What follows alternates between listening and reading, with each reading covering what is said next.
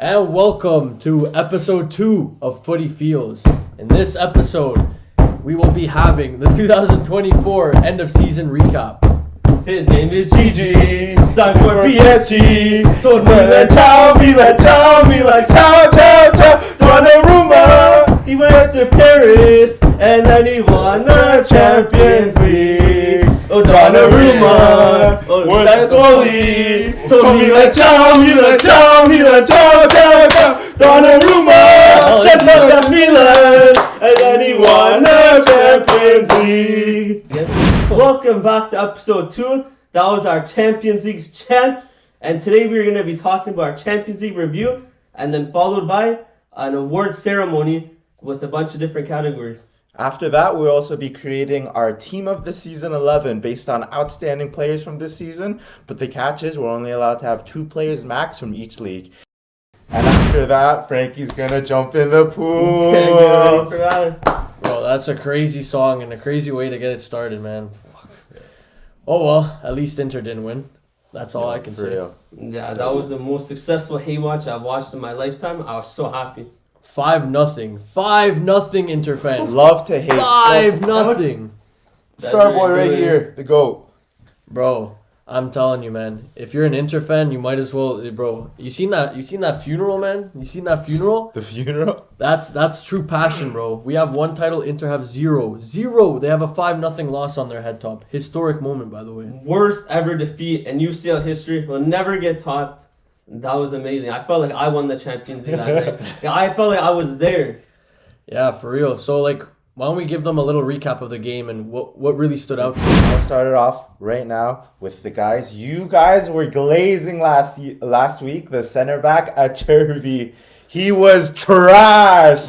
Terrible. He got cooked by Barcola, Due, Cava, whoever was there. He got cooked. And DeMarco. I said he was overrated, and that game, trash. He got cooked by Hakimi. He couldn't mark a man. Trash. Yeah, I did say he was going to get subbed off. It happened. I mean, yeah. I agree with you, Henry. That Cherby was shit, which was Franky's man of the match, by the way. Yeah. And I think that Acerbi can lock down Dembele, and I think that Inter's defense are really going to win it for them, even though they're going to leak a goal or two. They're going to win it for them, even though they're going to leak a goal or two.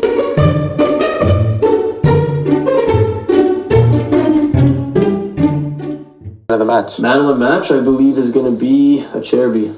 Acerbi, wow. Clip that, yo, please clip that. No. When Acerbi scores on his own net. There's 2. No, it was. I never You said he's gonna score a 90th minute header or something. Nah, but my man of match was supposed to be Donnarumma or Summer. Well, listen, the only one that said PSG was going to win was me. Best ball knowledge on the episode. Clearly best ball knowledge, because I did win that bet against you, if you don't forget. Yeah, man, I don't know what I was thinking. I really had faith in Inter. Not faith, because I hate them. Well, but yeah, As a Milan fan as well. Yeah, well, don't worry. I'll only be wearing Milan jerseys on this podcast, bro. I have too many. I have 365 ready to go all the time. But, nah, that was actually a crazy final. Due was actually, insane, and he pretty much tore Inter apart almost single-handedly. And we all said it too. Franky, you said he's the next Neymar. He's really on his path. Henry, you said it was going to be a goal and an assist in the final from Due. It's a phenomenal prediction. Yeah. And I said it was going to be his breakout game that, people that didn't know him, now you know Desiree Due. Yeah, for sure. Man, Henry, man, if you put that bet on FanDuel, bro, you would have been a bit. I know, I should have not, but I would have parlayed with Inter to win, so I would have lost either way. Yeah. I don't know what you guys seen in Inter, but I did not see it, and I was so happy that I was right. All I saw was a disaster class, bro. A disaster class. Five goals Inter 8. And these guys are slandering Pacho. Best defender on the pitch. Better than Acerbi. Better than Dumfries. Better than Bastoni. Pacho 2025. You know what? I have to agree. I was calling him Pancho, but really, I was wrong. He's a great defender. I'll give it to him. No, he had a very good final, and man, I don't think Inter really had that many chances. Not really. No, one or two off corners, set pieces. They couldn't do anything in open play. They got ran off the pitch by PSG's midfield. Vitinha, wow, what a phenomenal player. You say he's the next Xavi, Henry? Yeah. Or he could be. And man, that was a Xavi-esque performance. Dictated that midfield. Yeah, man, and you guys seen, you know how you said they ran them off the pitch? They quite literally did. If you've seen that clip of Kvaradona running in like the 78th minute, like he literally tracked his man Dumfries down to like all the way the other side of the field. Like that's actually insane. And Enrique really got these guys like working their ass off for him, man. And Dembele, when he was striker, he pressed Summer every time he got the ball. 99 pace, 99 sprint, just at Summer every time. Couldn't give him a second to breathe. Donnarumma, my apologies, Summer gave away that ball how many times where he would just kick it out of bounds. He had no clue what to do. Yeah. They were completely pressing him. No, that press was insane. And, you know, like that's actually admirable how these players like are as a team. They're such a team together and they're so humble. And what's crazy is that they're better now without Mbappe. And Mbappe was tasked to do this kind of stuff that Dembele is doing, but Mbappe never did it. And that's what kind of... It's these minor details that really put you over the edge to win the Champions League. And historic moment for PSG in a good way, and a historic moment for Inter in the worst possible way. I'm so happy about it too. Love to see it. But congratulations to PSG, quadruple winners. Actually, every time Inter's lost the Champions League final, it's been to a treble-winning team. Celtic included, by the way. Best team that's ever won a treble, 1967, but Lisbon Lions. Damn, that's crazy knowledge, bro. No, biggest Celtic fan here, so. My bad. That's true. So now let's get on to our next segment, which is the awards ceremony. And this is prestigious. I mean, you've heard of the Grammys, the Oscars, the Brits. This is better than that. This is the Footy Feelz End of Season Awards.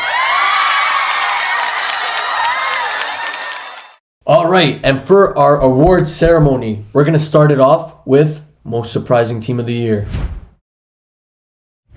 And for each category, we're each going to name a nominee, and then we're going to debate on who is going to be the real winner. For my team, I'm picking Bono Gimmet from the Norwegian League. The team who made the semifinals of the Europa League. They beat Lazio, they beat Olympiacos, they won their league, and also they finished 9th in the Europa League standings on top of teams like Ajax, Real Sociedad, Roma, Fenerbahce, Galatasaray. They beat them all in the league format. And I feel like from a team from Norway that no one here has heard of, making it to the semifinal of the Europa League, giving Spurs a good fight.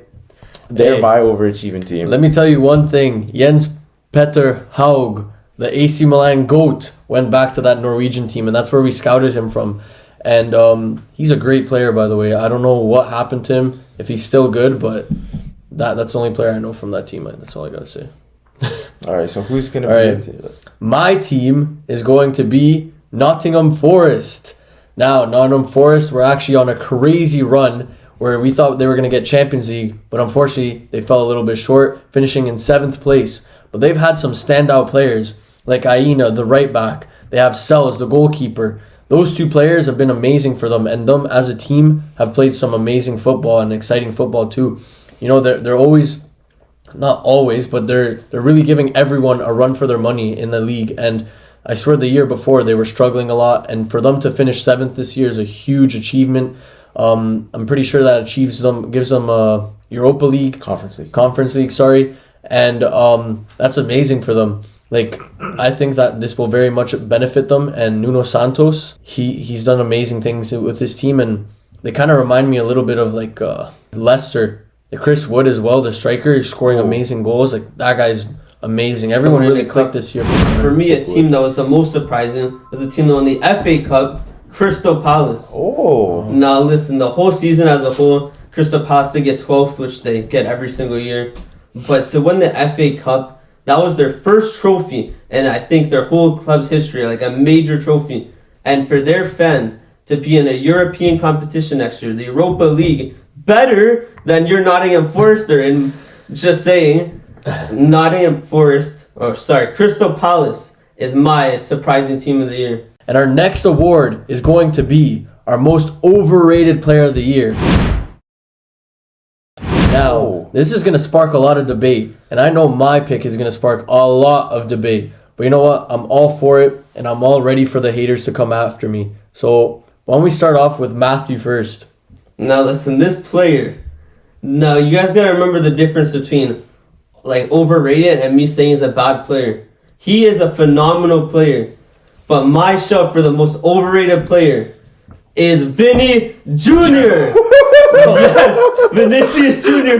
is the most overrated player of this year. And I'll tell you why, because last year I'm hearing all these shouts, oh, Vinny, Ballon d'Or, oh, wait what Vinny's gonna do this season. Now that he didn't win the Ballon d'Or, he's gonna be so ready. 0 trophies, 0 international pedigree with Brazil. I can name 30 players better than him from this year. And listen, Vinny Jr. is my overrated player of the year. A phenomenal player, but he's nowhere near Ballon d'Or, nowhere near top 5, top 10 best players right now. All right. Well, I think that's kind of crazy, to be honest, because Vinny should have won the Ballon d'Or. He got robbed last year by Rodri. Then why was he so far off it this year? Yeah. I mean, if he's so good, I mean. Yeah, Rodri's not even playing anymore. Where's Vinny? Nah, don't worry. Vinny still put up numbers, just not crazy numbers. Like I know, no, overrated is crazy. Yeah, overrated is a bit crazy. Yeah. You know who's overrated? Rodri's overrated. He should have never won that Ballon d'Or. Is that your player? The guy that tore his ACL? No. My player is Yamal. No! Yamal is the most overrated PR Kick him out! player. Kick him out! Well, get No. Lorenzo Braibush. No, get him out. Yamal is overrated, man. Wow. So overrated. Christ. His PR is insane. You know Aslani from Inter, you can roll the clip right now. He never played Yamal, and they asked him, who's the most difficult player you played against? He said Yamal. You never played against him. You were sitting on the bench, you Albanian bastard. What are you talking about? Let me give you some facts right here, and this is what I prepared. Yamal has 55 games, 18 goals, 25 assists. Yeah, he's a youngin', whatever, cool. But they're giving him Ballon d'Or shouts. No one's giving him Yes, Ballon they d'Or are. shouts. Yes, they No are, one- bro. When you're talking about Ballon d'Or winners, yeah, I think he's got his name on it. I mean, Rafinha on the team is getting more Ballon d'Or shots than Yamal. No, let me tell you right now. He is. Look at the TikToks. The Yamal is winning the Ballon d'Or. How about that? No, Barcelona are actually like their whole fan base is actually like tapped in the head. Like they don't got no knowledge up there. Okay, let me tell you. Yamal, 55 games, 18 goals, 25 assists. Cool. Salah has more, 52 games and 34 goals, 23 assists. How the hell is Yamal ahead of Salah in that discussion? No, he's not. He is. People are saying in my opinion, he is. Bro, that's crazy. And then Rafinha, 57 Who games. is ahead of him in the Ballon d'Or standings? Just saying. Bro, No, Yamal is ahead of Salah, and I agree with No, that. Rafinha. I can name you all these players right here that I have right in front of me that had a better season than him. But Salah, Rafinha, Gyökeres, Mbappe, and Haaland. Miroslav Gyökeres. Nah, bro. Why is Mbappe not in the discussion for Ballon d'Or when he scored 43 goals this season? 43 goals. Dude, Yamal hasn't even had half of that. Like, come on. It's two different play styles, though. Yeah. Bro, play styles or not, man. Goals win you games. Yeah, but trophies win you Ballon d'Ors, and Mbappe, similar to Vinny Jr., are trophyless. Just wait, bro. Next year. All right, okay. Bro. That's enough of me, bro. I thought mine was bad. Yeah, yours is horrendous. I kind of was just going for a big name, bro. You somehow topped me. Bro. Yeah. Oh, it's bro. no Diddy. Yo. Nah, yo, Matthew, bro. Yamal overrated, bro. I don't know. No, he's not. Bro. You're falling for the PR. You're No, falling what for I'm the PR. these stats. That's what you're falling for, bro. I watch football with my eyes. Yo, for real. Yo, Yamal's dribbling would out dribble every player on that list. Haaland can't even dribble, so he shouldn't even be on that list. Vinny Jr. Wait, Vinny's not even on there. I'm still hating on him. Yeah. Salah. Come on, Salah, bro. Salah's a good shout for Ballon d'Or. Gyökeres, no. Rafinha is only good because of what Yamal provides for him. Yo, for real. No one is putting Yamal in front of the Ballon d'Or over all the players. Just the Barca fans, when we clip this, put this in the TikTok, the Barca fans are going to be the ones that are going to come after us, bro. I'm telling you, fans- right. after you, not Barca us. fans, You, please him, come after Franky him. tonight. Come after me, bro. You guys are I think delusional, all Yamal of you. should win the Ballon d'Or this year. So Crazy take. Okay, my player sucks now because you guys said some crazy takes. I'm gonna say the right take, and the most overrated player of this season was Phil Foden. That's actually a The good one. 2024 player of the season for the Premier League, and they were saying he's better than Saka and Palmer. 2025, we saw the truth. He is mid at best. He's not good for England, and they were comparing him to Saka. Mid. Yeah. Lower than mid. He's overrated. Wow. But Saka, miles better. Cole Palmer, miles better. And Foden, he's just... Low-key, I picked Gordon over him this season. Okay, like, bro. That's calm crazy. down. Yo, Yeah. like, relax. Bro, wait. last year's player of the season. I know, he had a way better season last year than this year. But come on, man. Like, you think Foden's a mid player? You said Vinny. Vinny is okay. No, but I'd say Vinny's mid. Vinny's a Okay. phenomenal player. Yeah. I just think he was getting so much hype. Yo, as all the compilations I was seeing, what is Vinny gonna do this year? Watch now that Vinny's so motivated. He dropped his worst season since the first year that he started. How about I tell you one thing, Henry? Yeah. Yes, you can say for this season, yes, overrated. Or no, you're talking about in general, right? You think he's mid, right? Yeah. Foden. Bro, Foden was the player of the season last year. Yeah. But the whole team, Man City, this year has been shocking. So that has to play a factor into it. Foden alone cannot carry the team on his shoulders and make them good. But It's a whole he's team. just bad. Like, for England, he's, like, horrible. Yeah, he is horrible. He's, Thank like, you. bad. He's worse than bad. He's trash. And this year, Holland's good. Omar's good. Like, the defense has been overall pretty good. Him and Grealish have sucked. Grealish is falling down the pecking orders, bro. This Yeah. guy's trying to get a Layman or whatever her name is. Have you seen that in the I DMs? seen Yo, that, yeah. Yo, that is hilarious, bro.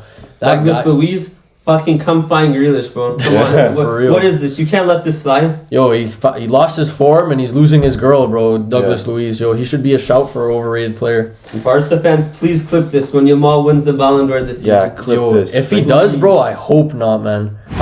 Okay, now let's move on to our next award. Our next award is going to be the Breakout Player of the Year.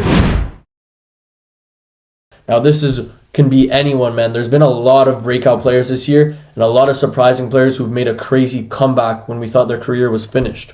Now, Henry, why don't you take it away? You go first. All right, I'm going with a surprising Canadian player. Oh, I know what you're talking about. Even though he doesn't represent Canada, but he is Canadian. I'm going with Omar Marmoush from Frankfurt, and he went to Man City. Wait, he's Canadian? Yeah, he's part Yeah, Canadian. he could have played for us. Yeah. What? Who do you think I was gonna say? I thought you were gonna say there's this one guy. in the David? belt. Right? Yeah. Promise? Yeah. Yeah. Promise David. No. I'm going with Omar Marmoush, who for game basis has the highest rating in the Bundesliga this season, even though he played like half the games because he went to City. But with City, he's been really good. He's scored, I think, like the most goals during the time that he was there. He scored arguably the goal of the season with that long shot from like halfway. And he's just been a phenomenal player for two teams under in two different leagues in two different systems, and he's adapted really well to Pep's system, which is a really hard system to adapt. And he's just been my breakout player this season. One season wonder. Oh, we're doing breakout season. We're Yeah, not gonna. he's got- Yeah, this is definitely a breakout season. Yeah, fair. And then I'll go for Scott McTominay, that legend, man. Scott McTominay has literally dragged Napoli from the midfield, going into the box lane and scoring these goals, crucial goals. He scored to win them the trophy or The the bicycle Serie kick A. that he did to win the trophy. I mean, come on. Like- Super Scott McTominay. No, he's amazing, and he really like silenced a lot of haters. And he's bringing that form that he shows when he plays for Scotland. He's bringing it on to Napoli and his club football. And honestly, United is a cancer to every single player's career. They literally are, and it's proven. 100%. Every single player that's left United, that's a semi-decent player, has gone to flourish this season. So it's a really easy answer for me. Scott McTominay winning the Serie A and making history, man. Like, this guy is insane, and I think he's going to continue doing well under Conte. He's a really Conte player. Yeah, those are both really good shouts from both of you guys. One player I was thinking of is just like you said, Manchester area cancer, Anthony. But he wasn't going to be my player. My actual breakup player is Desiree Doué. The reason being is because for me, he literally bursted onto the scene. I had no clue who he was last year. I'm not going to lie. Although they did sign him for 45 million, I still wasn't aware of his talents. And especially, this could be recent, but just after that breakout game that he had, he's my breakout player of the year. Yeah, That's Neymar region. No, that's actually a really, really good shout. The reason why I started to cut you off about him is because I never heard of him. McTominay's had a few good seasons. This is literally from zero to hero in my opinion. That's true. Yeah. Yeah, and even the beginning of the season, he didn't start. It was Barcola, and then he overtook Barcola in the pecking order and started a bunch of games. Yeah, and Doué really 2 goal contributions in the Champions League final. Three. Yeah. Oh my bad. Insane. That's, and for someone who has like 0 Champions League final experience in the like biggest stage, this guy really just, you're right, man, he really broke out. Yeah. All right, so now for the next subject, we have our most disappointing team of the year. And don't be looking at my jersey or anything. Oh, why don't you start it off this time? Most disappointing team of the year, man, I gotta say is my Milan, man. We are so disappointing. This team has we sold our soul, man. We sold our soul. We have no club traditions anymore. We have 0 Italian heritage in our team. We got all these players from foreign countries, foreign coaches that don't understand what it means to be at Milan. Stupid management too. Zlatan Ibrahimovic, bro, if you're watching this, you're a phony. Bro, Milan fan. No, I love Zlatan as a player, but as a manager or whatever he is, he doesn't know what he is himself. Shocking, man. From the top to the bottom, this club is a disaster, and I don't even know if us hiring Allegri is going to change anything, bro. It's actually super sad to see, and it was so depressing watching Milan because these players seem like they don't care anymore, and it's terrible. And we're also losing Reinders. We're probably going to lose Theo Hernandez. Magnan to Chelsea. Out to Bayern. Bro, our whole team is just being stripped away from us. And don't worry, I saw you guys wanted Vlahovic this summer. No, bro. Anything for you, my friend. Oh, thank you. You guys can keep that hot trash, man, that flop. Best striker at your club if he was there, but continue. Nah, man, I don't know. Our club's trash. We gotta revamp and everything, and I don't know if Allegri's gonna bring anything. Maybe they'll surprise me next year. They can be in the most surprising team, but honestly, bro, it's depressing being a Milan fan. And to all my Milan fans out there, bro, let's just stick together, man. It's gonna be a long couple of years, bro. Yo, but I would argue that you guys were not an underachieving team this year because you guys weren't expected to do anything. Yo, for real. You guys were just a shit team that had a shit season. I mean, I expected you guys to complete for maybe top 4 at most. But I feel like there's other teams out there that should have done more with what they had than didn't, which will lead into mine. My underachieving team this year by far is Real Madrid. Oh. And this is because I personally thought that they were going to go quadruple, like exactly what PSG did. Champions League, La Liga, Copa del Rey, Spanish organization charity cups, everything. Because listen, I thought they had the next Galacticos by signing Mbappe for Joselu. I mean, obviously now time has shown that systems are more than teams because Mbappe didn't really fit well. Well, he fit well, but just they're not gelling as a system. He actually had a pretty good season. But signing Mbappe, I was thinking for sure a minimum 2-3 trophies this year, and to go completely trophyless, and not just that, but get bitched by Barcelona every single time that they face in the El Clasico 4-0, 5-2. Oh, it's a final. Madrid are finally winning 2-1. Oh wait, Barcelona tie it 2-2 and go on to win 3-2. They got fucked over by Barca every year or every game this year, and that's why they're my underachieving team of the season. Yeah, man, that's a good one. Honestly, I fully think Real Madrid underachieved, and Ancelotti kind of lost the dressing room. I feel like that team, they were given too much freedom and they were careless. They thought there's too many egos on that team. That's what I think. Wow, I'm surprised no one said Man City. That's a good one too. Yeah, but they made Champions League, no? Yeah, but they were title favorites. Yeah, that's true. And then they flopped hard. They didn't win anything. They barely made top 4. FA Cup final loss. Yeah, that was gonna be my pick, but instead, this one might be a little bit controversial. But my underperforming team is Inter Milan. Even though they made even though they made the Champions League final, you should have seen their odds on FanDuel to win the league this year was sky high. They were heavy favorites, minus 175. And the second place was, please sponsor us, FanDuel. Please. Please, I bend my account because I'm going broke. Please. They were minus 175 to win the league. The second place was Juve at plus 275, and then third place was somehow Milan at plus 400. Napoli was plus 700 to win the league, and they somehow won it. Inter, coming into this season, they had the best goalkeeper in the league, the best defense, the best midfield, the best attacker, and when the league ended, they still had a top 3 goalkeeper, the best center back, 2 of the top 3 midfielders in the league, and the 2 best strikers in the league, and they somehow still lost to Napoli. Napoli had 50 points last season, and they somehow still beat Inter. Inter last year had a 20-point lead against second place, which was what, Milan? Yeah. Where did Milan finish this year? Like 9th? Exactly. Shit. No, that's insane. No, you're right, man. Inter actually underachieved like crazy. Any Inter hate, I am here for. Yeah, and they lost to this shitty Milan team 3 times.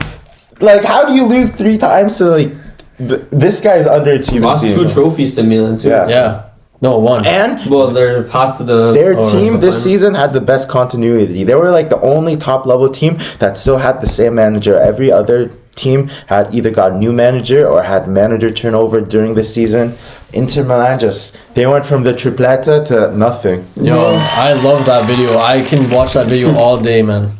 brings joy to my heart. Yeah, literally. And that funeral, bro, like, yo, if you're an Inter fan, you guys just signed Chivu as your coach. Who is Chivu, bro? Who the hell? Like, I know who he is. He's a center back, Romanian, and played for Inter. But who is he as a manager? He's managed Parma. Dude, Chivu is just gonna...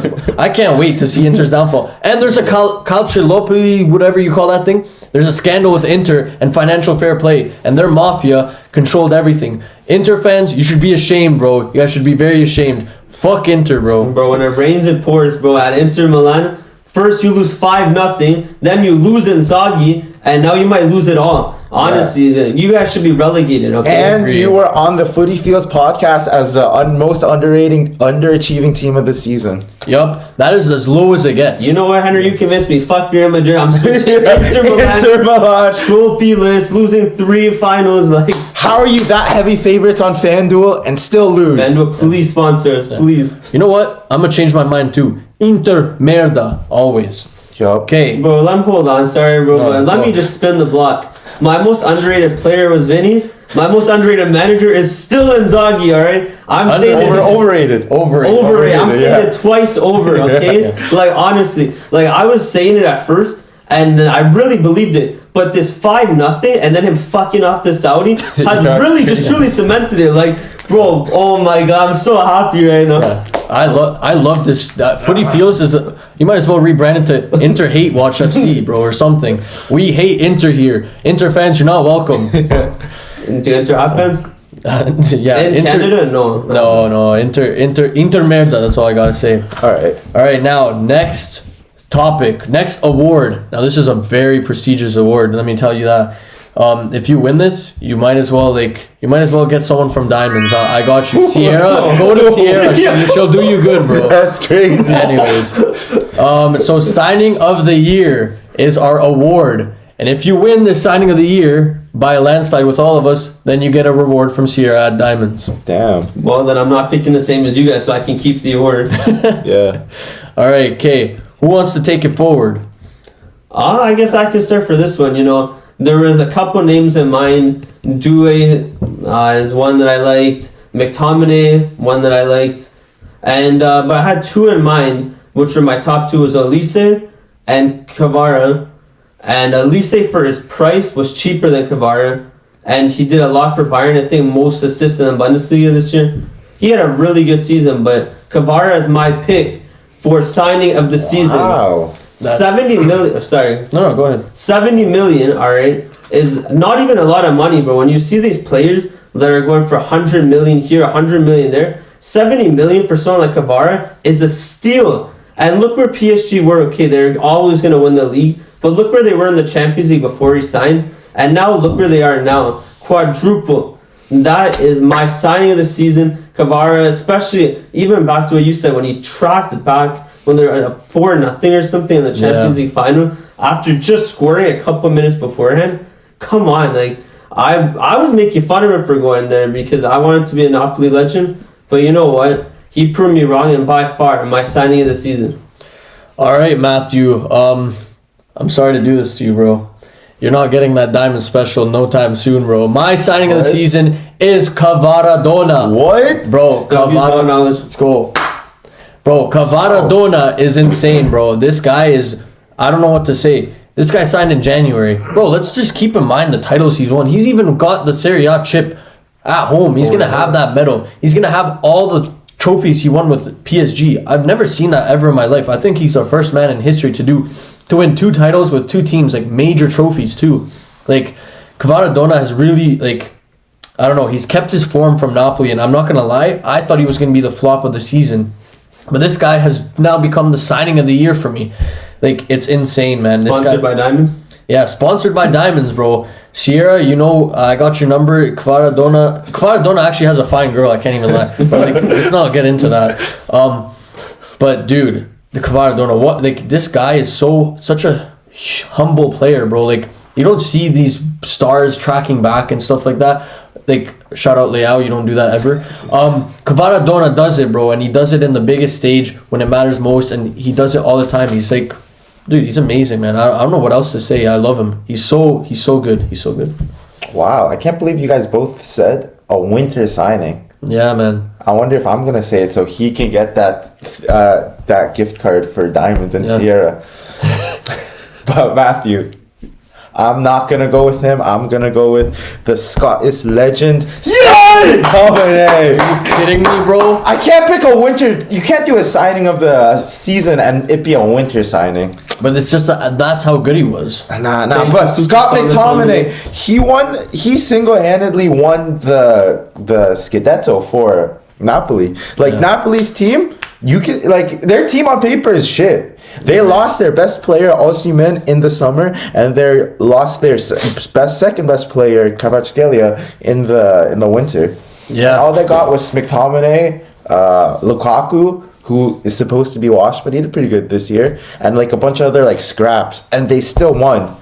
Yeah. And he won MVP. Imagine signing the MVP of the league for 30 mil to Napoli. That's my player, Scott McTominay. Great call. That is a great call, and for the price as well, that is a steal. For real. I think he's doubled in price now. I don't know. 100%. Insane player. And bring Scotland to the World Cup, please, McTominay. Yeah, but Henry, man, I don't know why you had to do Cavaradona dirty, but I guess he's got enough food to eat at home or something. He has to. I thought you were gonna pick Olise. Yeah, I was thinking about that, but he's been class. Yeah. He was on my short list. He was on the short list. He can be on the podium, number 3 signing. Yeah. All right, so we talked about the best signing of the year. Now let's talk about the biggest flop of the year. In this segment, or in this award, if you win this, then you might as well just retire. Because we have the best knowledge in all of YouTube, all of TikTok, everything. So if you get this award, please retire, hang up the boots, go grab put the fries in the bag or something. Damn. Seriously. Okay, I guess I'll start off with this one because these two guys aren't gonna be happy because my short list were both AC Milan and Juve players. I was going to pick Emerson Royale as the flop signing of the year. But the thing is, Emerson was trash to begin with. I don't know what AC Milan saw in him to get him for 15 mil from Spurs. Like, that's a steal. Spurs are probably laughing that you guys just robbed him of 15 mil for Emerson Royale. And then I was going to pick Kyle Walker, but for a loan. Kyle Walker wasn't that bad. Yeah. But luckily, I'm going to have to pick a Juve player. And there were 2 pretty bad stinkers in the midfield. In the midfield? Ooh, yeah. What could it be? Yeah, but the player that I'm not going to pick is Cooper Myers, who for 58 mil stunk up the place at Juve. My player is going to be Douglas Luiz for another 50 mil. He played 8 games? He had less than 800 total minutes for Juve. He was injured for 20 games of the entire season, but only played 8, which means that he just didn't play a handful of games just because he was trash. I'm pretty sure the only reason Juve got him was for his girl. I think it's vice versa. You win some and you win some more? Bro, I'm pretty sure his girl had more minutes at Juve than him, bro. Listen, as much as I want to argue with you, I can't really argue that it was a complete flop of a signing. which funny enough, a lot of people like looking into the summer window, that could have been signing of the season, like early prediction. 50 million for one of the best DMs in the Premier League. Listen, man, just please, Douglas, if you're gonna stay at the club, get your fitness up and just have your breakout year, and maybe you'll win the award next year for rejuvenation of the year. Maybe this is your motivation. Yes, Douglas Luiz, I know you're watching. I was scared when you said midfield. I thought you were gonna say Thuram. I was about to Thuram was a good one. No, he was the sign. Yeah. Actually, signing of the year, Thuram, definitely shortlist nomination. Yeah, why don't you go with your flop of the year, Matthew? No, Frankie, we could have the same one, but I have the correct answer for the flop signing of the year. Don't say it. This is João Felix. Oh. And you know what? He is the first ever person to win 2 awards because Chelsea signed him for 45 million. All right? Fucking 45 million euros just to ship him off to Milan. And then he flopped there too. Like, are you serious? That's a good He is the fucking 2-time winner, one on each shoulder, like Conor McGregor, like fucking walking down the ring. He is shit. He is shit. Benfica want him back because, man, Benfica fleeced Atletico with 150 million for him. But to flop at 2 clubs in 1 season, man, congrats to the double champ. I mean, I guess you can elaborate on it. No, you don't more worry. than me. I have a lot of nice stories about João Felix, and let me tell you one thing. João Felix is like, you know what? Let me give you a nice idea in your head, maybe, so you can understand. João Felix is like the girl that had so much promise, you know, like someone had this girl, whatever, and then like the guy broke his heart and she left for a richer man or something, right? Then she gets tossed around through everyone and no one wants her. And then, of course, the one man that loved her to begin with wants to take her back. Bro, this kind of reminds me of my love story, but we're not here for that. But Yo, that happened to him too. So yeah, no, man. João Felix, bro, you're trash, bro. You're actually trash. You play one good game and everyone gets hyped. Next Kaká. Then you disappear, bro. Disappear and you do nothing. You're useless. Have you seen Kyle Walker? He's telling you to pass the ball. You're not Messi. Bro. That's your clip? No, bro, like, I'm telling you right now, João Felix is like the biggest what if, bro, because he had so much talent and he's actually super good technically, but for some reason he just does not perform. And I don't know, man, I'm telling you right now, João Felix, bro, I think his career's finished. Damn. I actually think it's done, bro. He's gonna hopefully. Yo, he's oh my god, this guy's finessing the world money, bro, millions and millions. I wish I could do that, man. Is he your flop of the? Is he even your flop of the? Yes, man. Yes. Oh, okay. Yo, Biggest I actually flop. have another guy that he can make the podium too. Jadon Sancho. Did you hear about this? So Chelsea could have bought him back for like 20 million, or they could have gave Manchester United him back with 5 million, and they still gave Manchester United a free 5 million to give him back. Like, how bad can you be for the team to just fuck you off 5 million just to get you out of their club? That's shocking. And Chelsea sign anyone. They have like 10 goalies on their roster and they're paying them all. Ridiculous. But now we go to some more serious awards. Now these 3 awards that are coming up are probably going to be the most prestigious awards. If you win this, it's worth more than a Ballon d'Or. I'm telling you right now, players. Yep. We're going to start off with Manager of the Year. My Manager of the Year is Luis Enrique. Luis Enrique has won quadruple, right? Luis Enrique is actually like, he's done such great things with his team, and honestly, maybe there's a little bit of a soft side for me with him because of his daughter and all, but nah, dude, this guy won the Champions League and he won it in incredible fashion, man. I don't know a team that's played better football this year than PSG. Like, they ran another team who played really good football, Liverpool. They ran them off the pitch, man, and they totally dominated them and made them look like amateurs. And they did the same thing to Inter Milan. The same Inter Milan that had the best defense in the Champions League, the best defense, and they smashed them 5-0. And he has his team working for him like they're dogs, bro. They chase after the ball, they press and everything, and I just love his style of play, man. And he's really brought the best side out of Dembele, Doué, Kvara, Barcola. I don't know how he made that midfield. Dude, he's literally coaching a region of Barca in their prime when he was coaching Barca. It's amazing, and I love to see what Luis Enrique can do going forward. Yeah, that's a really good show. Henry? Yeah. All right.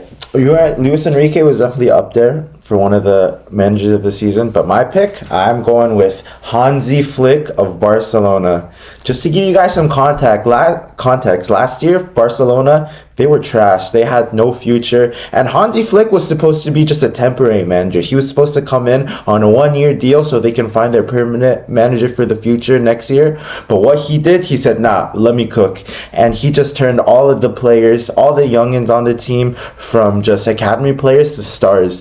Yamal, he's a star now. Kubasi in the midfield, a star. Pedri was a star, but now he turned into a superstar. He's probably one of the best midfielders in the world right now. The best midfielder in the world right now. Oh, you heard it here. The best midfield. And he's doing it with either a bunch of youngins or a bunch of old geezers who are about to retire. This guy has Szczesny, Igor Martinez, Lewa. Shout out Adam, it's Szczesny. Szczesny, my bad. They're all like 35 plus and they're all like doing crazy. Or half the team is just a bunch of youngins like Kubasi, Yamal, like Furman or whatever that midfielder's name is. Like, yeah, the guy that tore it apart in the Olympics, right?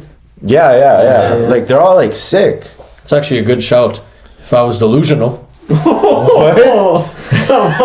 Damn. Go on, elaborate. Yeah. Bro. Why do you hate him? Why are you picking Hansi Flick when you have Luis Enrique right next to him, who's won everything?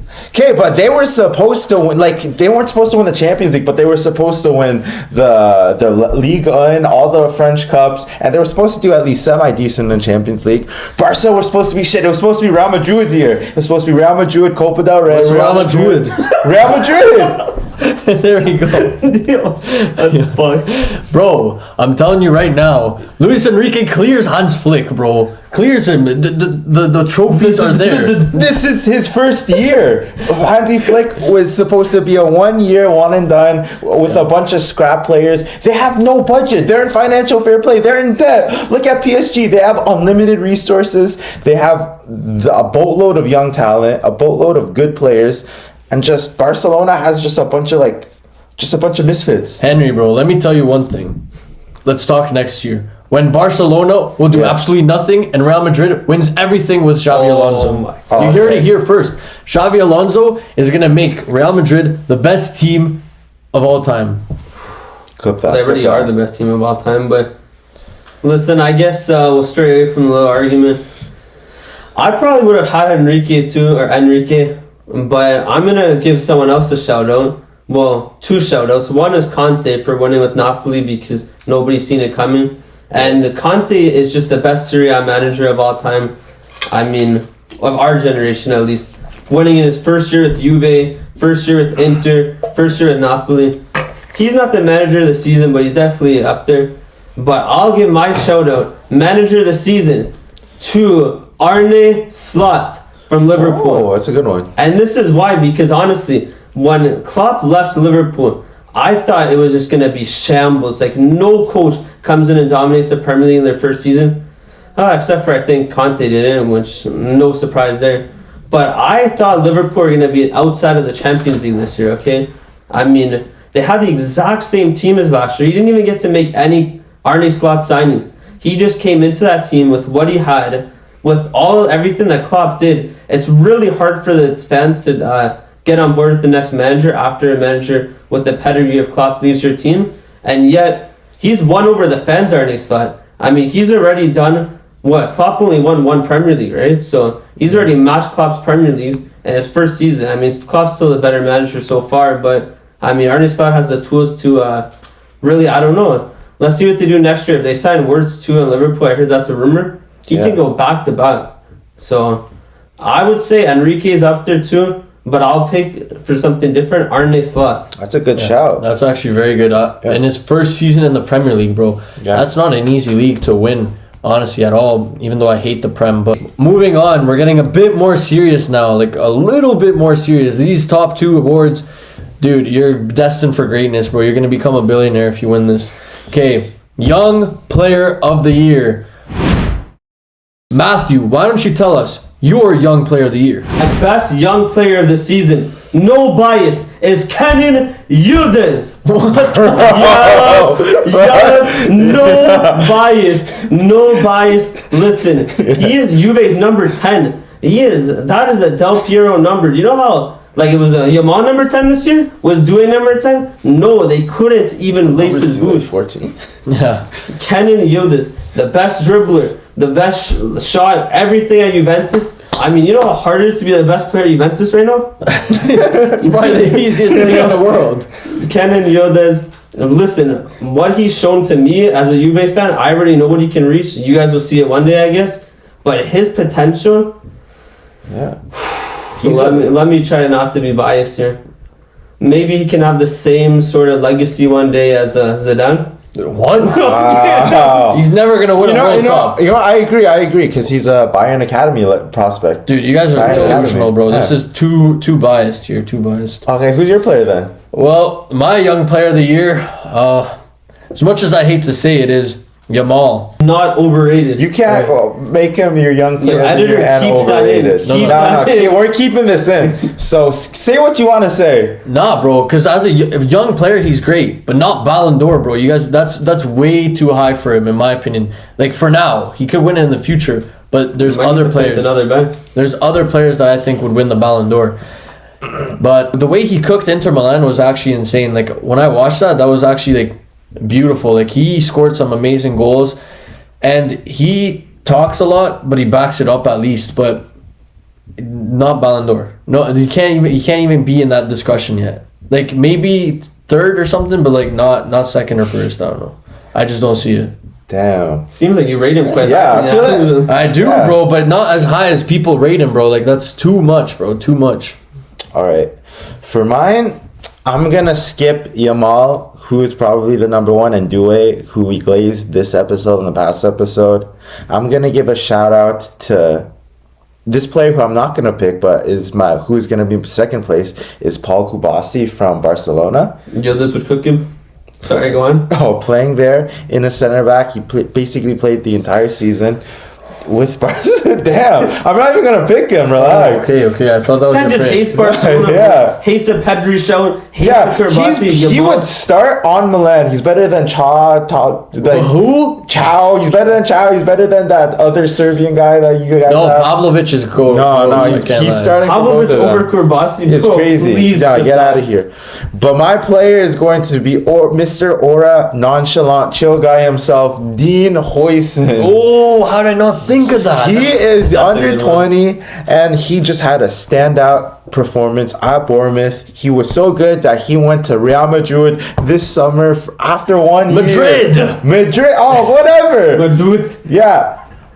Yeah. He's jealous just because he left Juve, and he's jealous because something else. Actually, Juve gets 6 million on this sale, so thank you for the free profit. We All take right. those. We count those trophies here. Yeah, but starting for Spain, starting for Bournemouth, being one of the best center backs in the Prem, being 19 as well. Like, what a player. Yeah, no, I agree, but he just has to stay off my ex. I mean, she's your ex now, so he's good. Anywho, Eskimo Bros are wasted. All right, on to the biggest award of all time, Footy Feelz Award for Player of the Year. Oh. Now listen, we are a fucking viral podcast, okay? We can't even walk down the streets without getting noticed anymore. And ask for a picture. Yo, when you guys ask for a picture, at least get to know me and what, like, everything about me, bro. I just want to be known for me, not my view count. Literally. Damn. Yeah. So whoever we say, their life is going to change forever. They're actually going to become a global phenomenon if you mention their name right now. So No, the hype is gonna get to their head. Maybe, I don't know. Yeah, they might flop. Don't glaze them too much. But who you want to start with, Frankie? Me? Yeah. I pick. Yeah. Who's the player of the year for me? Yeah. The player of the year is Dembele. Ousmane Dembele. What a player, bro. This guy this year he's done insane things, man. This guy can shoot with his left, his right. He's so two-footed. It's actually gross. And it's actually gross how good he's been this year. He scored back-to-back hat-tricks before. And although it's the Liga and whatever, bro, this guy has literally... I think he's the center point for PSG. That's what I think. I think he has the humility to be that leader in the team where he leads the press. He's the one that leads the press. Without him, there's no press on Summer. And then everything else follows.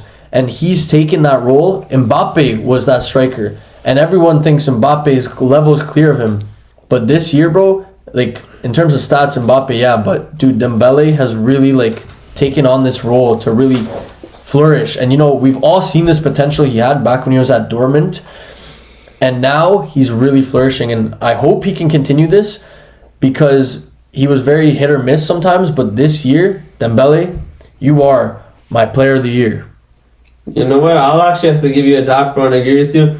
Lamine Yamal is my player of the year. Okay, football is not watched with stats; it's watched with my eyes. And what I've seen with these, which actually I have very good eyes, with Lamine Yamal, he is by far and away the player of the season. Now, listen, he's 17 years old. I know I can't just say, because he's good for his age, but man, the way he's dribbling, the way he's got defenders feared of him. The way he is already better than the likes of Iron Robin. What? At this age. Already is wild. He hasn't even won a Champions League yet. Oh, he's already won a Euros. Best player in that team. Won the Euros. All right. He's going to win the Champions League in his career. Guaranteed. Multiple Ballon d'Ors. This is the best ever teenager we've seen. Okay. He's better than Messi was at this age by far. Where was Messi when he was 17? Bro, there's no way He's not going to become better than Messi. No chance. But I'm just saying that 17, nobody was this good that I can think of. And he was actually this good at 16 and 15. He was already getting started. But as far as just this season, what he's done in the El Clasicos, and listen, yeah, he didn't win the Champions League, but he's won every other trophy he's competed for. He's going to win the Nations League this weekend. That is actually not really a great trophy, but listen, he actually just destroyed France. Where was Dembele yesterday, matter of fact? Bro, I don't even know. Yamal 2 goals. Yep, he started, but you didn't see him. You seen Yamal with 2 goals. Yamal, by far, player of the season. Wait, let me fact check this shit. No, he did start. He started on the right. Yeah, bro, fact check this and clip this and keep this in. Olise was in the middle and then Dewey was on the left.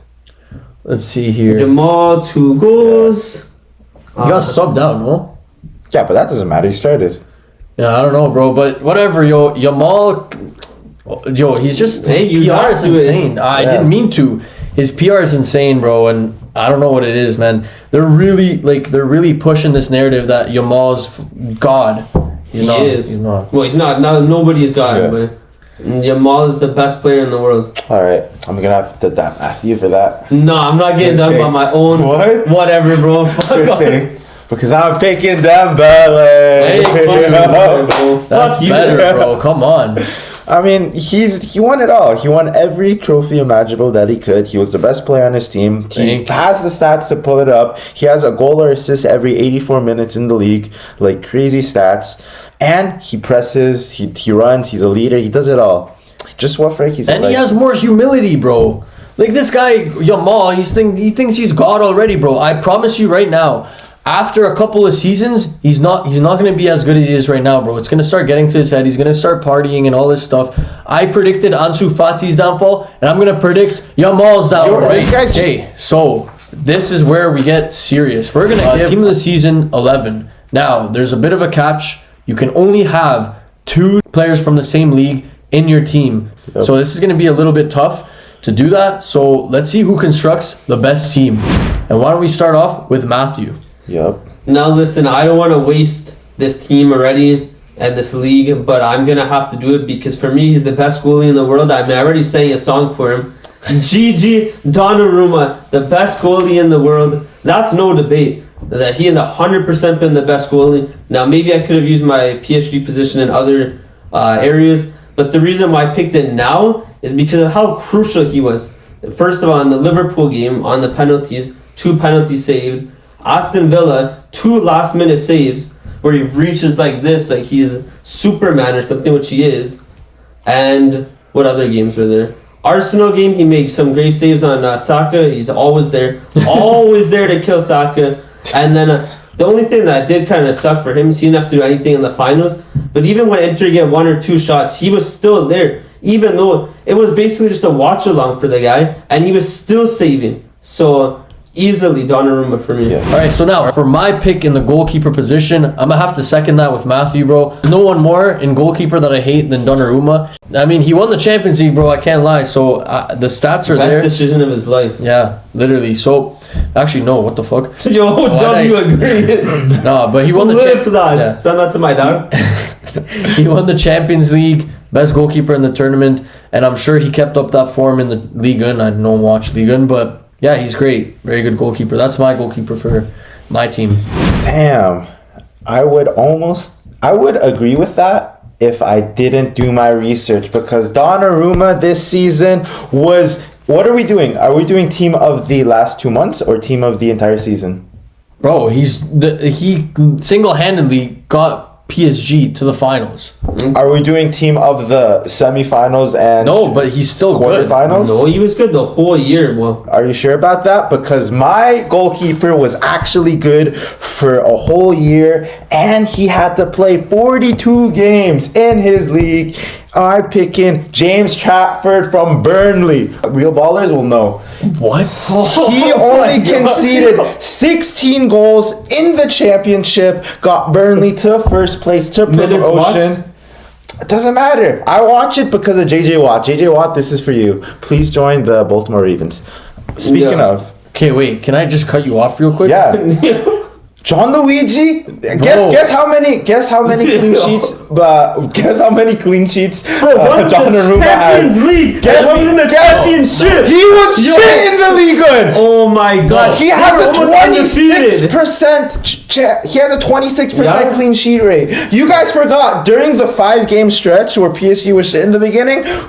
People were blaming Donnarumma. He was leaky. It's team of this season, not team of the last 2 months. You know what? Trafford was good for 42 games. He had an XG conceding of 24. He only conceded 16 goals in the entire league. Imagine He had Donnarumma a in the 8-goal negative in the XG. That's the Okay, best. wait. He has an 84% save rate. Okay, say what you said to us. You said, is this the team of the season or team Yeah. of the last 2 months? Yeah. Is this team of the season of like the players that we've watched, or is this just stats? You're just basing off stats. You've never Yeah. watched.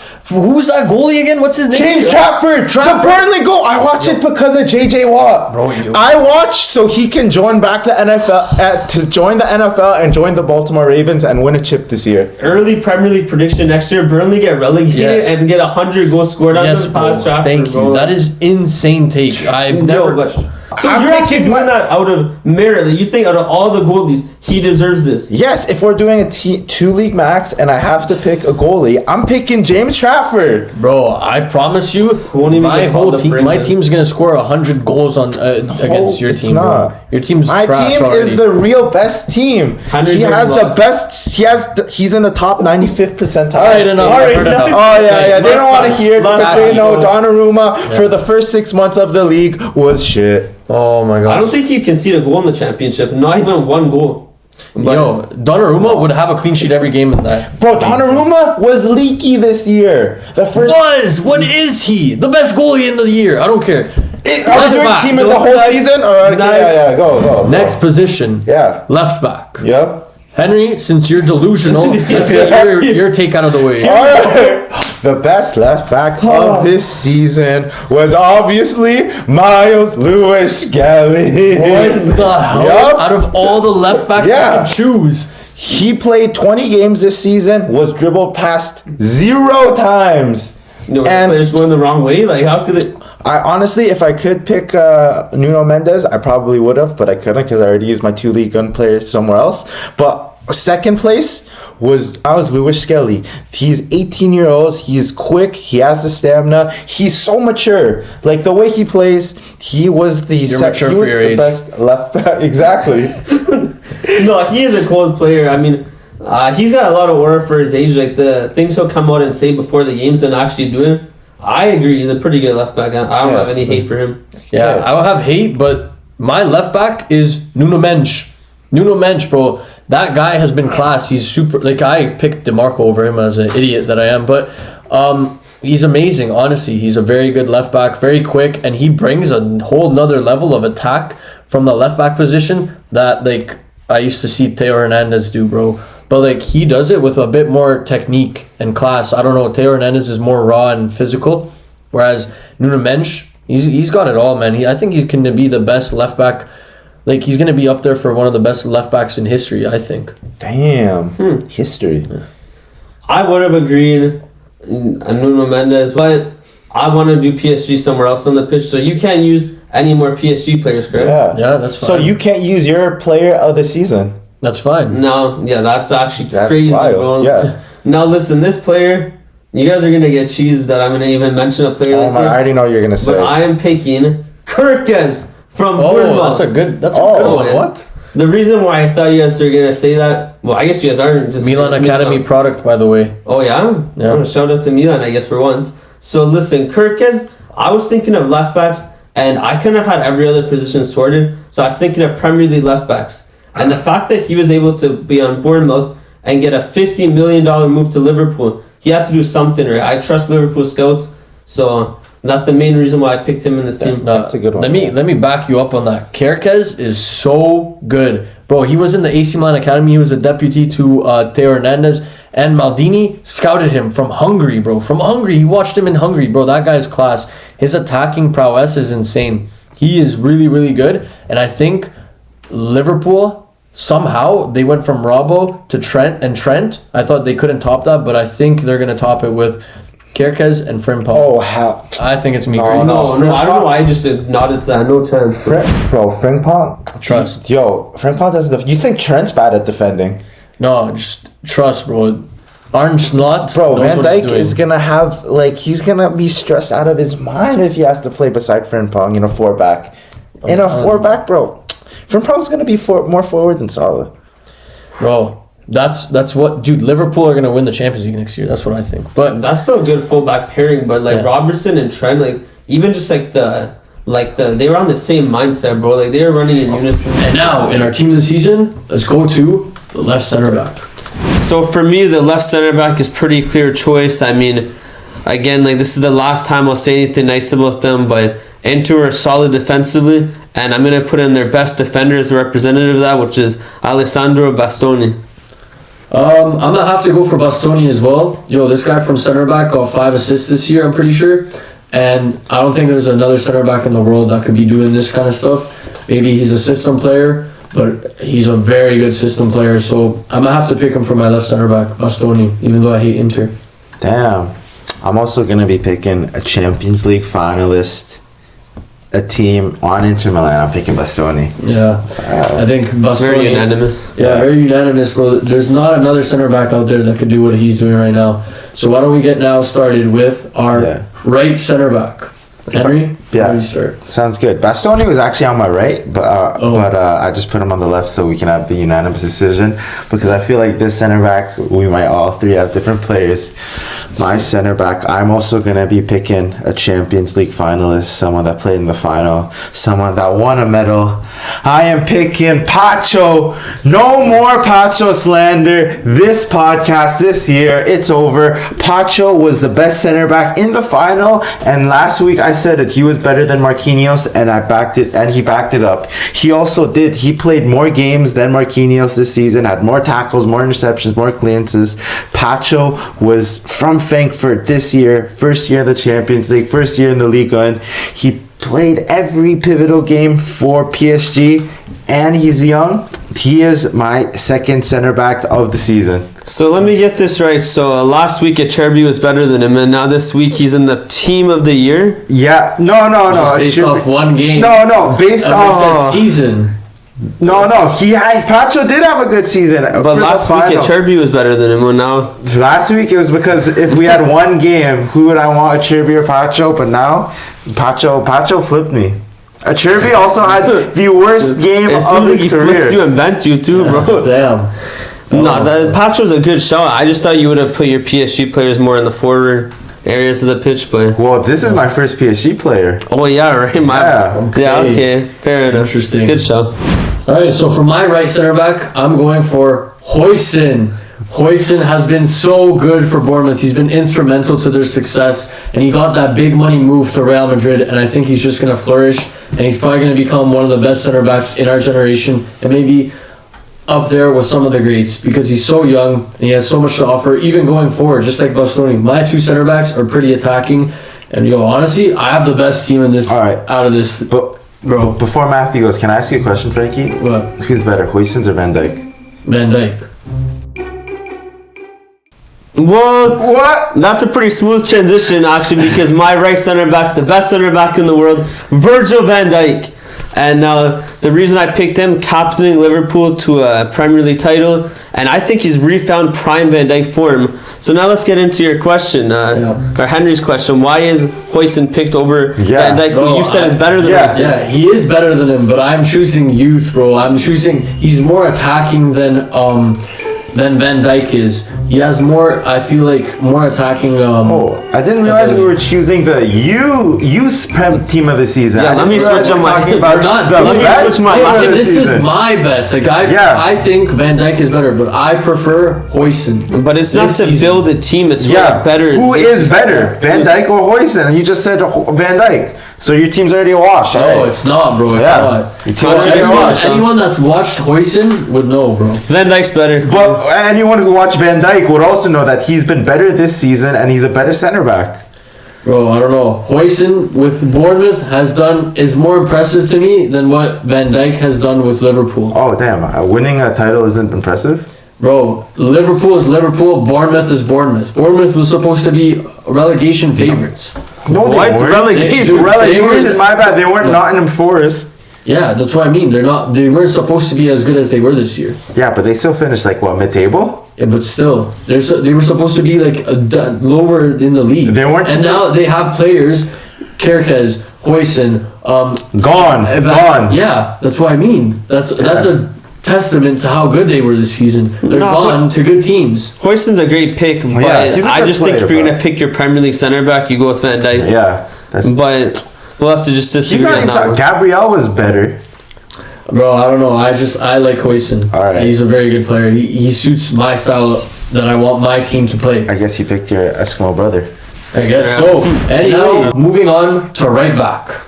So for me, I'll go first this time. I think Henry, you're gonna be pretty happy with this pick. I'm gonna pick Joshua Kimmich. Oh. Now listen. First of all, right back he's a far better right back than a CDM for me. And I seen him play against Italy. I was not really happy about it. But he had a great game. The crosses he's putting in, the defensive work he's doing. He's a phenomenal right back. Pretty underrated. I don't hear him getting these shouts. But I have to put in a Bundesliga player. And he's probably one of Bayern's most pivotal players on that team. So, Kimmich, you're my player. Great shout. Thank you. How about you? Well, you guys are definitely not going to agree with my shout, but I'm going to go for Frimpong. I want Frimpong as my right back. He got that big money move to Liverpool. Bro, I'm telling you, bro. My team is attacking, bro. We're not here sitting back. We're going to be pressing. We're going to score a lot of goals. I'm telling you. Yeah, and you're going to concede a lot of goals too. No, don't worry. Next Tottenham Hotspurs. Don't worry. What? There's a reason Frimpong doesn't play in a back four, especially for Netherlands. He plays as a right winger. Exactly, he plays for the right wing. Now he's the best right back this year. That's a testament to his attacking ability, which is why I chose him. That's why he has no defending ability. Bro, you'll see, man. In the Prem, he's gonna light it up. You'll see. Yeah, maybe attacking, but he's gonna get cooked on the defense. I like Frimpong. I like Frimpong. Frimpong is gonna be good. I'm telling you. But defensively, man, Trent was bad. I'm not picking all defensive team, bro. I want my team to be pressing, bro. You need a balanced team. You're picking a FIFA team. To be honest, 99 pace team. No, that's what you guys think. Just wait, bro. The rest of my team. Kimmich clears. So sorry, go on, Henry. All right, my team. Kimmich is a great shout. But I use my Bundesliga players in other position. So this position, I'm going to pick Jules Koundé, the Iron Man. He misses 0 games. He plays every game for Barca. He's pivotal in their defense. And he's really good going attack as well. He scored some... He scored some underrated clutch goals against Real Madrid in the derbies. I tried to hide it too, but I was just tired. I don't know. Inter games, he's arguably the most important defender they have on their team. I'm going with Jules Koundé, the best right back in La Liga for sure, and one of the best in the Prem. I mean, we're in the world. He'd be good in the Prem too. That's a good show. That's a good show. Yeah, that is pretty good. I can't lie. Better than Frimpong. Bro, whatever, man. It's okay. Yo, again, you picked a Bundesliga player when I picked a better same league player. For real, yeah. Bro, we'll let the audience decide. At the end of the day, they're gonna decide, bro. I'm winning so far. My backline clears, so I'm moving on to the midfield. We know We'll who's see. last, but first, it could be a toss-up. Anyways, okay, now we'll go for our Trafford. We'll go for our center mid. I'll go with one of my center mids, and I'm picking who Matthew picked at right back. I'm putting Joshua Kimmich in the midfield, where he plays most of his game for Bayern. I do agree, though, he is a better right back than he is midfielder, but even as a midfielder, he is one of the best in the world. He has the best net rating in the midfield for a player in every league. He averaged like a 7.7. You know what he's going to do? He's one of the, if not the best passers of the ball. The way he creates chances, the way he crosses the ball, his long balls. He has a deadly shot from outside of the box. He can just do it all, and he just covers so much ground. And his mentality. You guys seen those TikToks? You know what I'm talking about, where he like headbutting the other players and stuff like that and yelling at his teammates. He has that passion that my team needs. Awesome. Good show. That's a good show, and I really rate Kimmich, but not enough to put in my team. For my center mid, I'm going to start off with the Serie A MVP, Scott McTominay. I think Scott McTominay is the perfect box-to-box midfielder for my team. He can score, he can defend, he has that physical presence, he's tall, strong, and he's good on the ball too. So I put Scott McTominay in my team this season. So you know what? I'll say one of mine, and then I'll say another one after, because mine was going to also be Scott McTominay.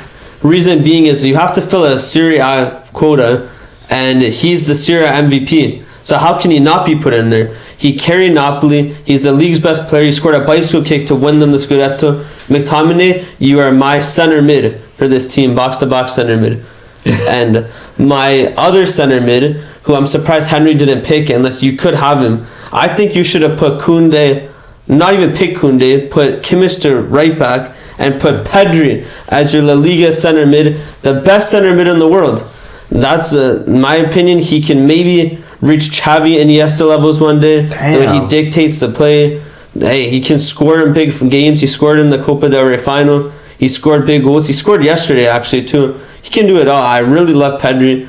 And, he's going to be a table one sitting with the best of the best when it's all said and done in his career. Only born in 2002 as well. Yeah. 22 years old. I mean, we're making fucking podcasts at 22.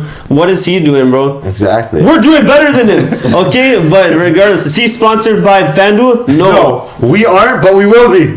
We will be. That's in the future. That's our goal. So far, two of my midfielders, McTominay and Pedri. All right, so I guess I'll go on to my next midfielder, and this is debatable, but I'm going to go for Fede Valverde. And I'm picking Valverde. Right back. He's not a right back. He played right back, but he's not a right back. I'm picking him because I think he's a joy to watch in the midfield. I think he can do everything in the midfield, bro. He's got that hunger, he's got that work ethic, and he has a banger in him. Every single time this guy scores, I know you guys have seen, it's always a banger. And I pick him because he's well-rounded, and I need two well-rounded midfielders in my midfield. And who better to have than Serie A MVP, who played amazing this season, and then also Valverde. Valverde is amazing. He's one of the best midfielders in the world, in my opinion. Better than Pedri, in my opinion. Wow! Valverde's been there longer than Pedri, bro. What has Pedri done? This season, though, it's not all time. We're doing a team of the season, not team of the last 5 years. Every single El Clasico, Pedri outclassed him. 3 trophies to 0. One was pushed to right back. One has never been pushed to right back. And listen, I mean, maybe that could be... I do love Valverde, but this is another case, bro, where you and I picked from the same league, and I picked the better player again. Yo, for real, your team sucks. Matthew's team is my team does not suck, bro. Everyone's going to agree. I promise you, bro. We're doing team of the 2024-25 season. For real. You're doing the best FIFA players. No, I'm not, bro. I don't base anything off FIFA, bro. Scott McTominay's ass on FIFA. Hoysen's ass on FIFA. These aren't players that are good on FIFA. These are players that are good. Nah, they're good, bro. Valverde, played right back, but that just goes to show, bro, this guy his defensive ability, bro, to play right back and do good in right back. He did amazing in right back. Dude, if you watch that game when they played against City, he played out of this world and he was playing right back. Like, let's take that in. Put Pedri in right back. He can't do it, bro. Good thing we're doing midfielders, though, not right thank back. God it's center Yeah, Good thing my center mid can do it all. Listen, he's a great player, so I'm not going to dispute that. I just think Pedri is, this season, 100% been better. Yeah, using a midfield player in La Liga and not picking Pedri's kind of wild. But anyways, my midfielder, I'm gonna be picking a Prem player, 100 mil big signing Prem player that plays in London. I'm picking Moses Caicedo. Wow. Yeah,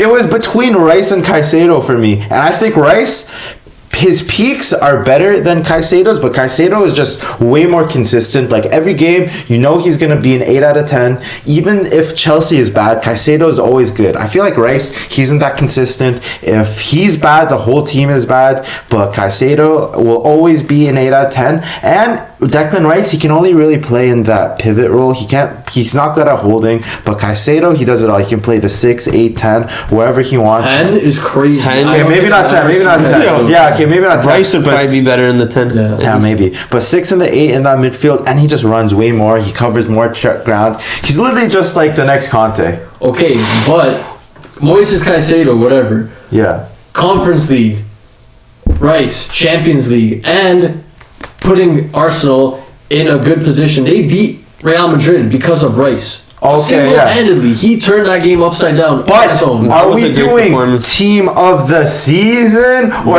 team of the match? But in the season, Rice played amazing, and he had those moments. Caicedo in this season played in the Conference League. This season won the Conference League. That's a major European pedigree. Crazy, bro. Pedigree. Conference League is a charity cup, bro. Come on. That's what every game, you know he's doing 8 out of 10. He's gonna run. You know he's gonna press. You know he's good at carrying the ball. He's good at the half turn. Rice, it's 50-50. You want him to have a good game. At his peak, yes, Rice is better when he plays his best, but he's just not as consistent. No, he's played more better games than bad. Dude, let's not forget, Arsenal weren't that bad this season. They did actually pretty decent. Yeah, but they drew too many games. But then, at the end of the season, didn't they finish higher than Chelsea this year? Well, yeah, but that's again, that's Rice, that's Caicedo. Even though they're bad, Caicedo, every game he's good. Every game you know what you're going to get from him. Rice is just, he needs to be more consistent. Caicedo is good. I don't know if he would make my best 3 midfielder in the world this year. But it's a good show. I mean, if I had to pick, I had to add a Prem player because I couldn't pick any more from any other leagues. Like, if I wanted to put Pedri here, but I have too many La Liga players. So if I had to pick a Prem player, I'm taking Caicedo for this season. Okay, all right. I guess we'll go for our next midfielder, and I guess I'll take the first pick, and my pick is going to be Jamal Musiala, and that could be a little surprising because. Whatever, but I think Jamal Musiala is a fantastic player and he's had a great season, and this guy is just amazing. He's so technically gifted. His close dribbling is insane, and he's been pivotal to Bayern's success, whether it's assisting. He even just creates chances. He doesn't even need the stats to back it up. It's just the way he plays and the chances he creates. Like, it's a pass to another pass that gets the assist. He's that guy. And I think he's going to be one of the best midfielders in the world. Well, this is going to be your worst nightmare, Frankie, but I'm actually agreeing with you. And I also put in Jamal Musiala, or should I say Jamal Musiala, because Lamine Yamal should be the only Yamal I hear out of your mouth. But listen, the reason I picked him is because I needed that Bundesliga player in there. Jamal Musiala, when I seen him, again, I'm referencing this game against Italy live, no one can touch the ball off that guy. His dribbling is second to none. Man, it's scary. It actually was scary. Like, he is shit on that Italy defense. And he's had a good season for Bayern Munich too. And actually, you can't forget, if he didn't get injured, they would have got past Inter. Yes. And it would have ended up being a good final this year. Yeah. It was a good Haywatch final, but it was a boring final in the grand scheme of things. So... Yeah. Damn. Good choice. Can't believe we're about to say it, but another clean sweep. Of course, I'm going to pick my boy Jamal. He is the best midfielder in the world. He's better attacking. I'm better than Jude. I don't care what anyone says. Jamal Musiala over Jude Bellingham every day of the week.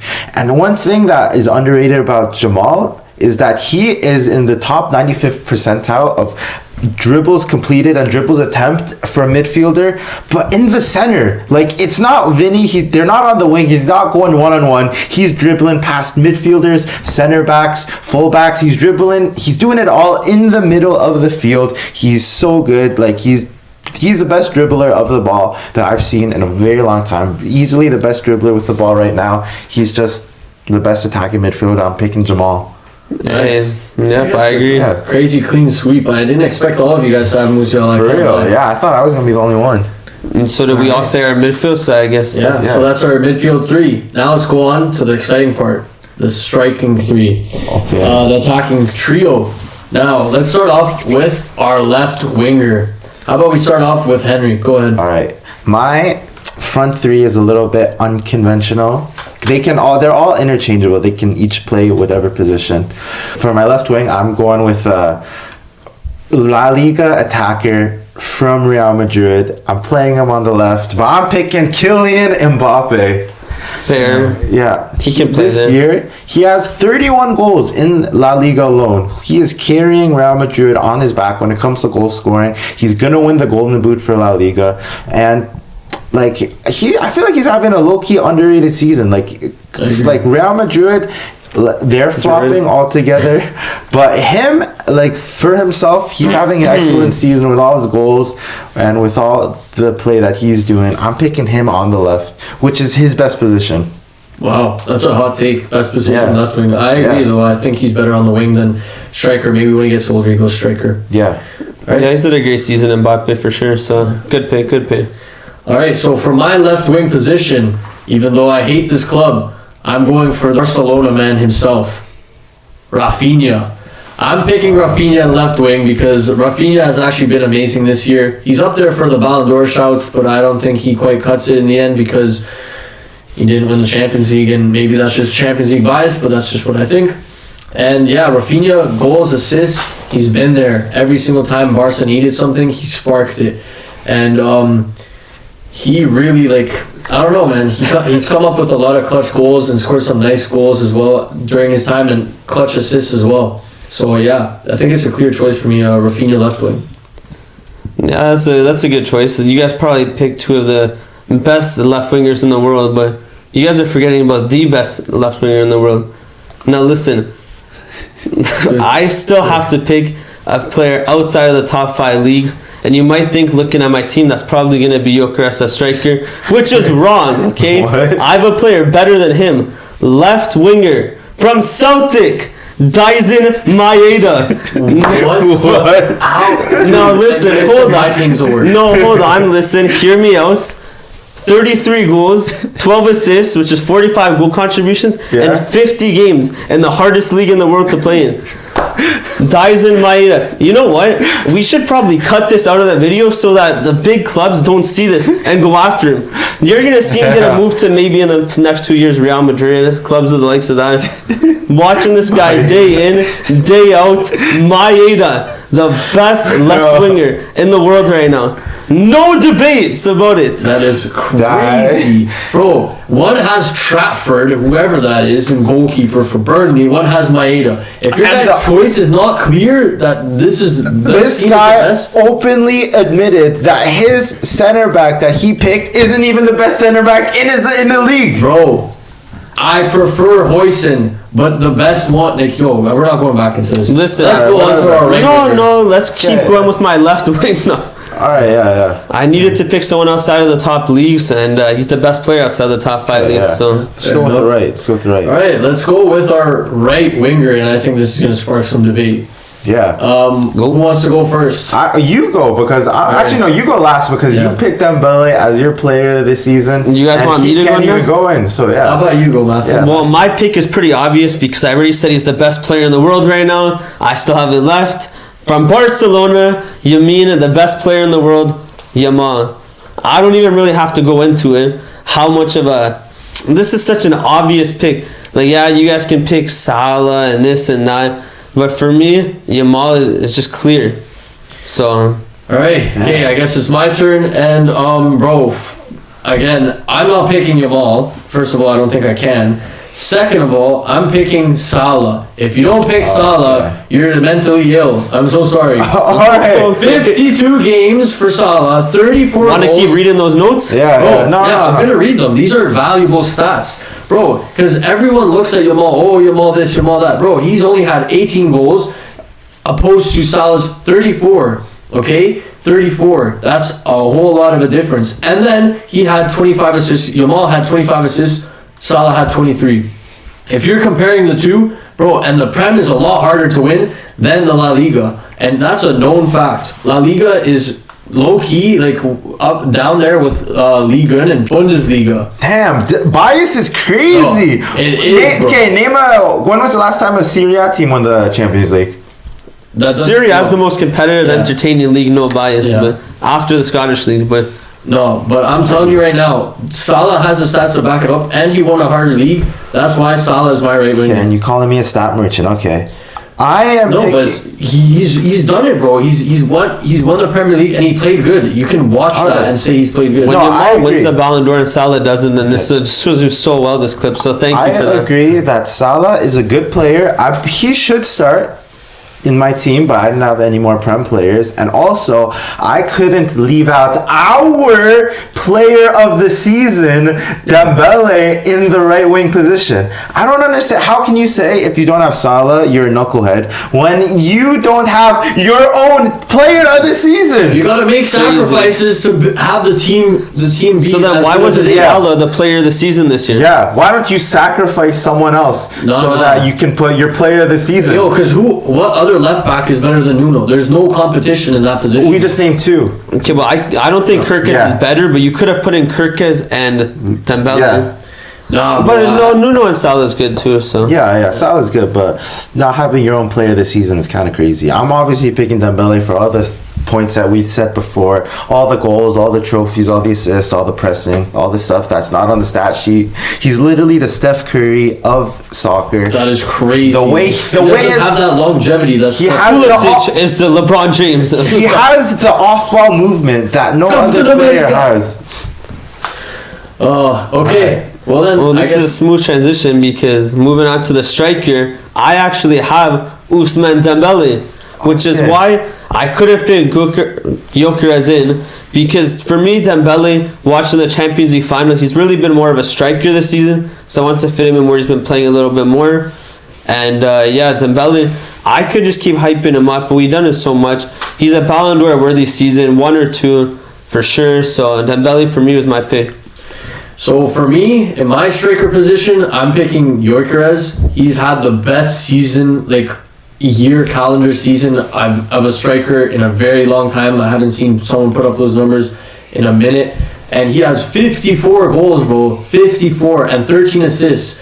So I don't know. I think it's about time that he gets a big money move so that we can really test him out and see if he really is as good as he is. But for this season that he's had, man, it's insane. He's always scoring, and 54 goals. That's unbelievable. And 13 assists. Let's not underrate the 13 assists from a striker, especially a striker of his kind. Like, you wouldn't expect that, really. He's more of a finisher, but he also gets those assists. So Gyökeres is a clear option for me as striker. And I'm gonna have to agree, because since I'm picking the right player in every position and I'm creating the best team, obviously, I have to pick the best striker that's available, and that is Victor Gyökeres. Obviously, with all the goals, and he needs to have a big money move this year, and he's only going for 60 to 70 mil, which is a player with that stats, that age, is a steal, and he should come to Arsenal. Victor Gyökeres, please, if you're watching this, because I know you are, come to Arsenal so you can win the Champions League, the Premier League, and win it all. Why? Okay, well, first of all, they're already in for Šeško, so there's that out the window. So bye-bye Champions League, off rip. And second of all, I probably would have put Gyökeres in too, but you have to make room for a player like Maeda. That's undeniable, so... that's insane. Maeda over Gyökeres. All right, well then it was Dembele too. I needed to fit in there. Well, now you see our teams right here, right now. We'll start off now with Matthew's team. Matthew, why don't you take it away? Alright, yeah. So starting off with my team, my goalie Gigi Donnarumma, left back Kirkes, Left center back, Bastoni. Right center back, Van Dijk. Right back, Kimmich. The three midfielders are Scott McTominay, Pedri, Musiala. Left wing, Dyson Maeda. Striker, Ousmane Dembele. And right winger, Lamine Yamal. Besides Maeda, I'd say that's a pretty good team. Really? Because I thought you would really love that actually Maeda show, surprisingly. So. Yeah. He's a good player. Is that racially motivated or? Yeah. He's a good player though. He's a good player. Clipped up. Yeah, but I'm gonna say the real best starting 11 here, and it's pretty obvious. So for my starting 11, the right and the best starting 11 is this season. We're going with in goal James Trafford, on the left back Miles Lewis-Skelly. My two center backs are Bastoni and Pacho, and my right back Jules Koundé, and my midfield is Kimmich, Caicedo, and Jamal Musiala. And my front three, the best front three, the right front three, I have Mbappe, Dembele, and at striker Victor Gyökeres. All right. Well, I guess we're leaving the best for last because that's exactly what my team is, the best. Now we'll start off with in goal. We have Gigio Donnarumma, the snake himself, best goalkeeper by far. Clear. Left back, Nuno Mendes. He's the best left back as well. I have the best of the best in my team. Don't even get me started on this. But he doesn't have the best player that Then, he said the best player. Left center back, we have Bastoni. No need to say anything about that. 5 assists from center back. Then Huijsen, another amazing attacking center back who made a huge big money move for Real Madrid. Brothers. Anyways, not even the best center back in his own league. And then right back, we have Frimpong. Frimpong for his attacking ability, and he made his big money move as well. And my midfield three, we have Scott McTominay, Valverde, and Musiala. A mix of grit and box to box, and also amazing technical ability and lots of technique and skills. Then the best front three out of all you guys by far. Maybe Henry can compete with mine, but we have Maeda, shit, Yamal and Dembele. And then left wing we have Rafinha, right wing we have Salah, and then our goal scorer Gyökeres and striker. And I want you guys now in the comments to go ahead and tell us who do you think is the best starting 11 between Matthew, me, and Henry. Or you guys can just put in the comments how Franky has the worst starting 11 ever created. Ever created is crazy when you have Trafford in net. Like, bro, that's enough to lose the game. Listen, Trafford was the best stat for stat goalkeeper in stat for stat, but you don't want to go by. You don't want to go by stats. You put Donnarumma, the best defense, undeniably. You put Donnarumma, and we're doing team of the season when he had. He had the best. Oh wow, what a horrible season! What a horrible season he had. He brought them to the finals. You called the league a farmers league, but how many clean sheets did he have? If that's a farmers league, what is the fucking English second division, bro? Yeah, it's a Brightwater league. It's harder than people say. It's tougher than the Premier Yes, it's League. tougher because the football is trash. Who are these They play people? like it's Sunday league there all the time. That's why you don't know who's gonna win. More games, more competitive schedule.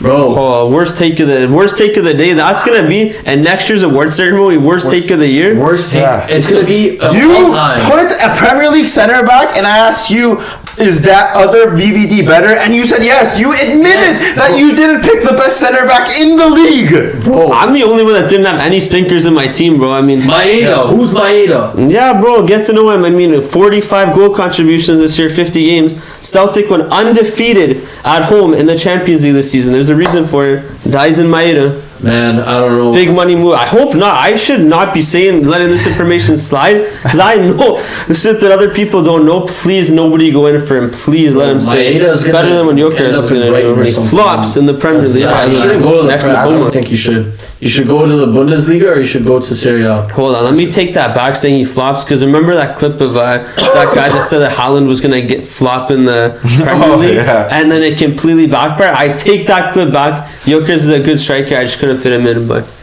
yeah.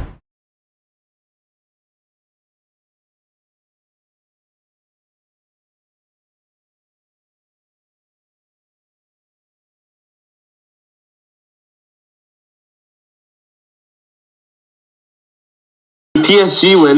You gotta jump in, bro. All right, perfect. Oppen is locked.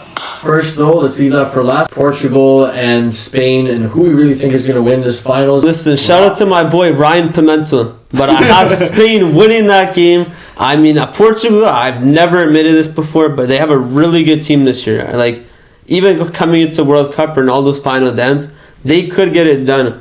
But for me, Spain is the best team in the world. Spain have the best player in the world, Jamal, and De La Fuente, a great coach too. But, you know, I have the Spain jersey back there for a reason. I need Spain to win this game, so. I'll give my kind of review. First of all, my GOAT, Ronaldo, man. This guy's going to win another Nations League. And you know what? In a couple of years' time, they're going to look back at the Nations League and say it's a huge competition because it's actually been super competitive. Like, yeah, the scoreline 5-4, whatever, but if it wasn't that deep, I think France would have just given up, but instead they really pushed for that win. If I had to say my prediction, dude, Ronaldo just comes in clutch no matter what. And I think Portugal's going to win it again. They just have very, very good players. So does Spain, but Spain, I feel like, are a bit more cocky and they're going to go into it thinking, yeah, we're going to win, whatever. And then Portugal just have that dog in them, and they have Ronaldo, pretty much the best player ever in the world. That's going to give them that mentality to win. And I don't think Spain has the best player in the world of all time there to motivate them. So I think they're going to try and do it for Ronaldo. Is Argentina playing, or? Yeah, like Jamal or Ronaldo? Ronaldo, bro. Right now. Right now. Who's going to impact the game more? Not just one goal out of nowhere. Dude, the full 90. Ronaldo's going to score, bro. Jamal's going to get humbled, bro. I can't wait for that kid to get humbled, man. Yo, this is going to be our best clip. Thank you, bro. Thank you for that clip. I don't care, bro. Ronaldo is going to show up, and Ronaldo's going to score at least a goal or contribute, and Portugal's going to win. Jamal's going to be humbled. 3 days later. I told you so. I legit told all of you, every single one of you, you, and even you watching, I told you Ronaldo, my GOAT, the best player in the world in history, and he's going to win the World Cup too. I told you guys, Jamal humbled, completely humbled. I've never seen such a prediction be so spot on. Ronaldo scored, like I said, and Jamal did nothing. What do you guys have to say now? Is Jamal going to win the Ballon d'Or, or is it going to be Ronaldo? All right, so I guess we have to get into our last segment of the pod, I guess. I don't know. I have to jump in the water, as you'll probably see on the screen right now. To win, I'll jump in the pool, but if fucking PSG win, you gotta jump in, bro. All right, perfect happiness, luck. All right, well, I guess I lost the bet, so... That's the bet, bro. Yeah. Alright. Jump in. I don't know how to jump in. Alright, see. I lost the bet. I guess I have to do this. Whoa! Chill! Hey, chill!